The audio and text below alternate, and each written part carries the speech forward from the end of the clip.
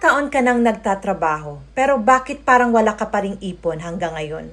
Buwan-buwan may sweldo, araw-araw pumapasok sa trabaho, minsan pa nga nag-o-overtime para kumita ng mas malaki. Pero kapag may emergency, bigla ang gastusin o may gusto kang bilhin para sa pamilya, parang kulang pa rin ang naitatabi. Kung nakaka-relate ka, hindi ka nag-iisa. Maraming empleyado na katulad natin ang dumadaan sa parehong sitwasyon. Narito ang 3 paraan para makapagsimulang makaipon.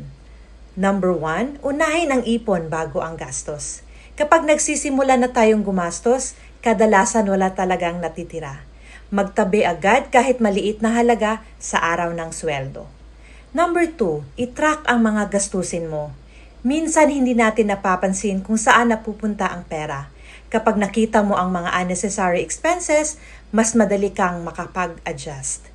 Number 3, maghanap ng additional source of income. Minsan ang problema ay hindi lang sa paggastos, kundi limitado rin ang pumapasok na pera. Ang dagdag na income ay makakatulong para mas mabilis makabuo ng savings. Tandaan, hindi mahalaga kung gaano kaliit ang nasisimulan mo.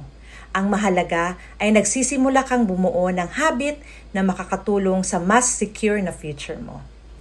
Comment savings kung gusto mong malaman ang susunod na hakbang para mas mapalago ang ipon at magkaroon ng mas magandang financial future.